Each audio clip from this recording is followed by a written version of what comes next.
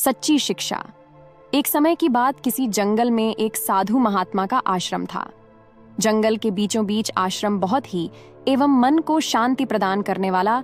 साधु महात्माओं आश्रम में अपने शिष्यों को विशेष प्रशिक्षण प्रदान किया करते थे। सभी विद्यार्थियों की बहुत इज्जत करते थे एवं महात्मा की चर्चा दूर दूर के राज्यों में। एक दिन दो युवक उन्हें पास और उनका शिष्य बनने की इच्छा व्यक्त की। युवक अश्लील और परिवार से थे और दोनों भी उन महात्माओं की चर्चा सुनकर उनसे शिक्षा प्राप्त करने हेतु आश्रम पहुंचे थे। मैंने सोचा कि यह शो करो स्वीकार करने से पहले उनकी छोटी सी कटौती की जाए, और उन्होंने उन दोनों से आश्रम के एक कमरे में रखे 2 मिट्टी के कबूतर लाने को कहा।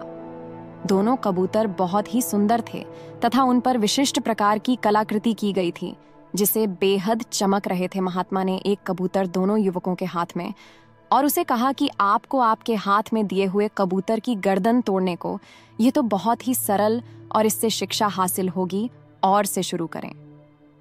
किंतु गुरुजी ने उनके सामने शर्त रखी। महात्मा ने कहा कि आपको इन कबूतरों की गंध को देख रहे हैं। यदि आपको तोड़ते हुए किसी ने देख लिया तो आप जैसे ही आप मेरे पास, दोनों को तो बहुत ही अमे का सादा और सरल काम है, और दोनों आश्रम से बाहर की ओर चल पड़े।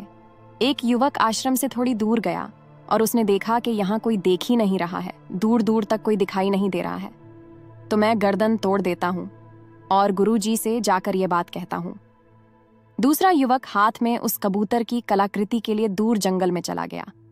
जब वह एक घने जंगल में पहुंच गया तो एक पेड़ के नीचे वह बैठा और कबूतर की गर्दन तोड़ने का फैसला किया कि तुम।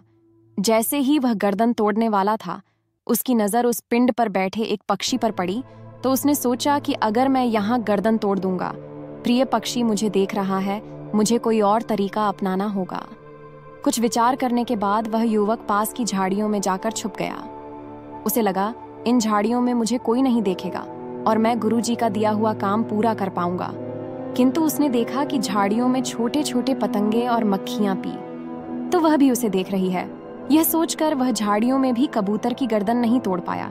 कुछ समय विचार करने के पश्चात उसे एक उपाय सूझा। उसने एक गड्ढा खोदा और उस घंटे में बैठ गया। अब उसे लगा कि मुझे कोई नहीं देख रहा है, तो उसने उस कबूतर की कलाकृति की गणतंत्र तोड़ने का फैसला किया कि दो उसे एक विचार। अगर मैं इस कलाकृति की गर्दन तोड़ दूंगा तो इस कलाकृति में जो आंखें बने वह मुझे देख रही हैं, और यही सोचकर उसने उस कलाकृति पर एक कपड़ा डाल दिया। और जैसे ही वह उसकी गर्दन तोड़ने को हुआ, उसे ख्याल आया कि मेरी आंखें तो मुझे देख रही हैं। तोड़ते हुए तो उसने अपनी आंखें बंद कर लीं। अब युवक को ना ही कलाकृति की आंखें देख रही हैं, न उसकी खुद की आंखों से देख रही हैं। और वह जैसे ही गर्दन तोड़ने को हुआ था, मानो उसके अंदर से आवाज अच्छी तो के अरे मैं तो देख रहा हूं, और वह वापस उसके हृदय की थी। मैं तो देख रहा हूं। अब वह युवक पूर्ण तरह समझ गया कि गुरुजी की कसौटी किस शिक्षा की तरफ इशारा कर रही है। वह युवक उस कबूतर की कलाकृति को लेकर गुरु के पास पहुंचा और उसे हुआ था कि जय गुरुजी, मैं आपकी दी हुई कसौटी पूर्ण नहीं कर पाया, क्योंकि हर समय कोई न कोई मुझे देखे ही रहा था।